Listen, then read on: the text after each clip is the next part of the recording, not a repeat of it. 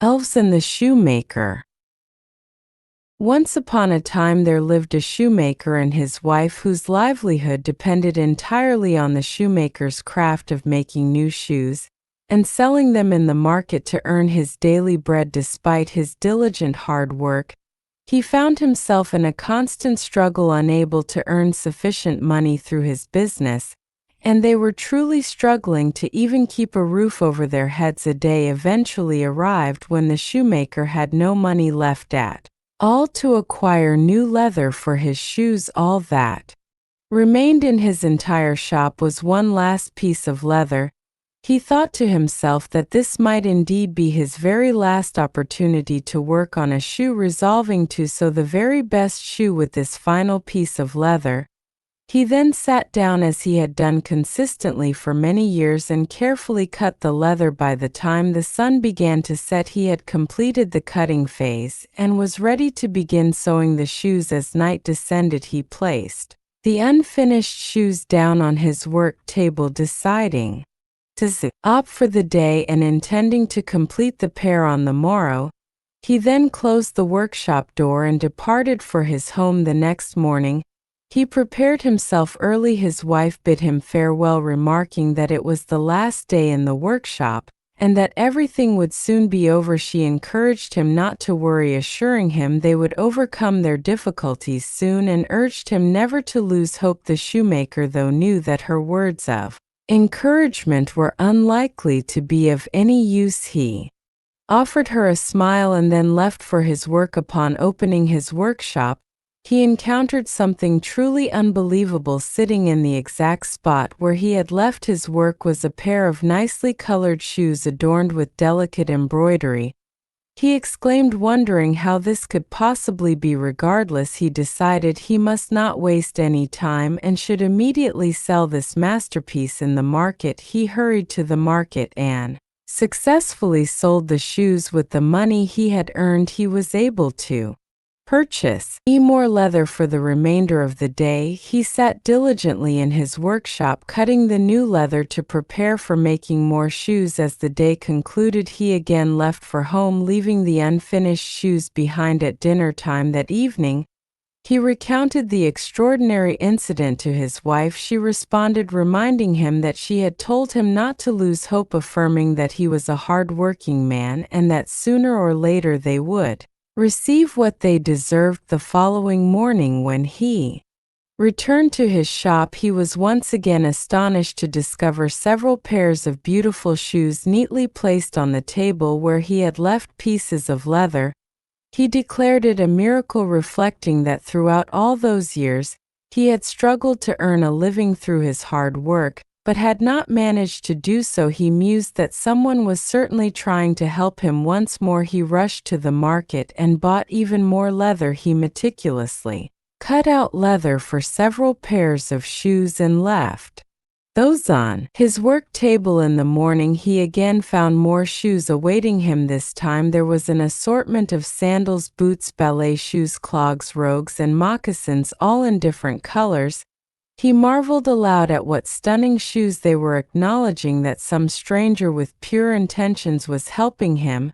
He optimistically thought that if this continued he would never run out of money and they would live happily. The shoemaker began a routine of leaving pieces of cut leather out ready for the stranger's beautiful handiwork. This pattern continued for weeks on end. Every single morning the shoemaker consistently found more shoes waiting for him. Soon he became renowned throughout his village for making the most beautiful shoes. Their fortunes had so dramatically turned that they were able to build a splendid mansion to live in. His wife pointed out how much their life had changed, remarking that it was just a matter of time. The shoemaker agreed, acknowledging that she had always encouraged him, and that they had finally reached this point. He added that they should not forget the stranger who was helping them, and that they must find out who it was so they could express their gratitude. His wife then pondered how they would meet them, since they always left the place before morning. The shoemaker suggested that tomorrow they could hide in the workshop to see them. His wife agreed, expressing her strong desire to thank them for their help the very next day.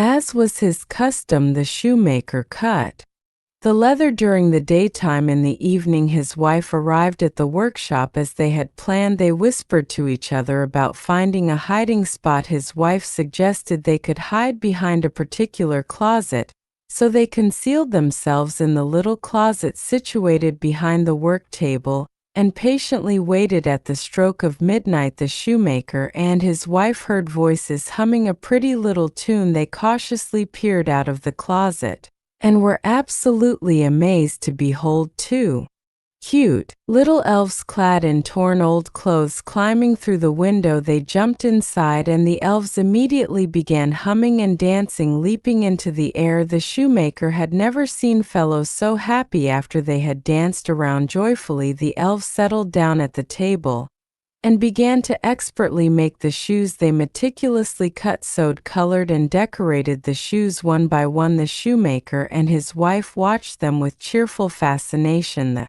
shoemaker was particularly astonished by their remarkable shoemaking skills. Finally, another complete set of shoes ready to wear was finished. The elves then jumped out of the window and vanished. The shoemaker and his wife emerged from their hiding place, exclaiming that they were elves, and that they had been coming every day to help them. They resolved that they simply must find a way to thank them. His wife agreed, but pondered what they could possibly do for them. She then noted that the elves were wearing very old and torn clothes. The shoemaker immediately suggested they could give them some clothes, calling it a brilliant idea.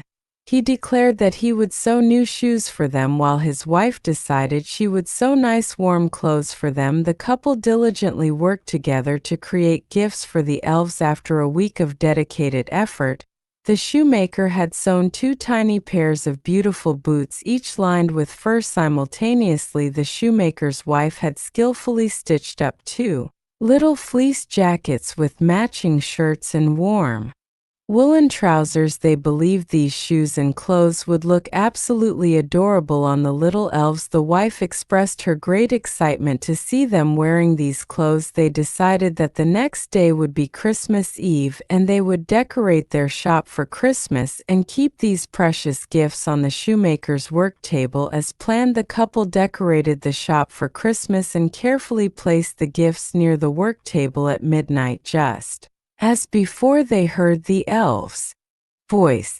The elves made a dramatic entry, happy and dancing as always. However, when they saw the table, they were surprised. One elf questioned where today's work was, while the other exclaimed how beautiful the clothes and boots were. Noting their colorful appearance, they deduced that the shoemaker must have given these to them as a token of gratitude. Believing he must be happy with their work, they decided to try them on. The elves eagerly wore the new clothes and boots, which fit them perfectly. They complimented each other, one saying, "You look handsome," and the other responding, "And you look awesome." They declared the clothes amazing and the shoes lovely, feeling so joyful that they wanted to dance once again. They danced happily as always. It was Christmas. The shoemaker and his wife, still in their hiding place, were very happy to know that the elves liked their new clothes. After a while, the elves leapt out of the window and vanished into the moonlight. The shoemaker and his wife then came out of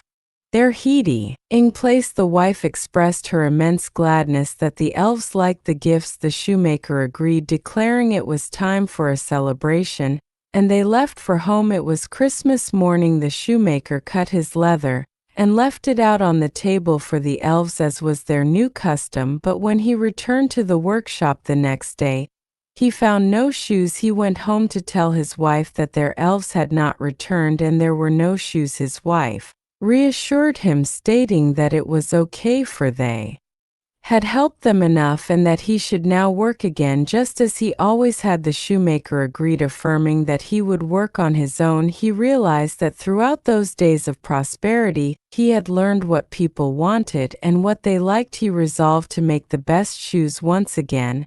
He then set to work just like he had done for all those years before the elves came, and just as the elves used to make them, the shoes he made were as beautiful as ever. Analysis of the narrative. The story of He Shoemaker and the Elves is a deeply engaging tale that chronicles a remarkable transformation not only of fortune but also of character and understanding. It begins with the shoemaker in a state of utter despair facing financial ruin and the imminent closure of his business. His existence is defined by hard work that yields insufficient returns, leading to a precarious living situation where he struggles to maintain even the most basic necessity, a roof over their heads. The motif of the one last piece of leather vividly illustrates his desperate circumstances, symbolizing the very end of his resources and, by extension, his hope. This initial portrayal sets a poignant stage for the miraculous events that are to follow. The turning point arrives with the mysterious appearance of exquisitely crafted shoes. The initial disbelief and astonishment experienced by the shoemaker gradually evolve into a profound understanding that an unseen benevolent force is at play. The continuous production of the array of beautiful footwear from sandals to moccasins signifies not just an increase in quantity, but also an expansion of variety and quality that was beyond his solitary capabilities. This magical intervention directly addresses his economic hardship, swiftly transforming his failing business into a thriving enterprise. The narrative emphasizes his rising reputation for making the most beautiful shoes in his village and the ultimate acquisition of a splendid mansion, highlighting the complete reversal of his previous impoverished state. A crucial element of the story is the shoemaker's wife, who serves as a consistent source of unwavering encouragement and hope even when the shoemaker is at his lowest. Convinced of the futility of his efforts, she reminds him not to lose hope and assures him that hard work will eventually be rewarded. Her faith is not just a comforting presence, but also a moral compass guiding their decision to uncover the identity of their benefactors. This leads to the pivotal scene where they hide in the workshop, driven by a desire to express gratitude rather than mere curiosity.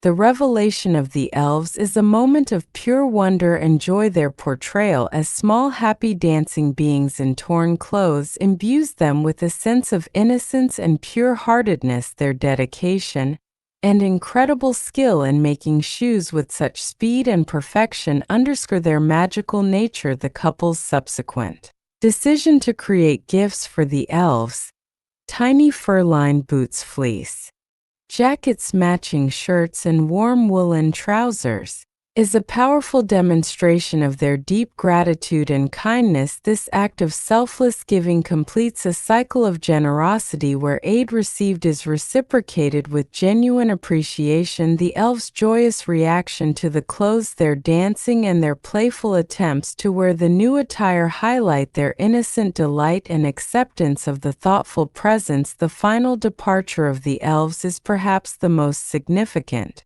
analytical point of the story. It signifies a transition from dependence on magical aid to self-reliance. The elves' assistance was not meant to be permanent, but rather a catalyst. Their departure, after receiving their heartfelt gifts, implies that their mission was accomplished. They had helped the shoemaker overcome his initial insurmountable obstacle, and in doing so allowed him to discover his own innate capabilities. The wife's comforting words reminding him that the elves had helped them enough, and that he should now work as he always had, reinforced this message of self-sufficiency. The shoemaker's realization that he had learned what people wanted and liked during this period of prosperity is a profound personal growth. It shows that the elves' magic did not just provide shoes, it also provided him with invaluable experience, market insight, and renewed confidence.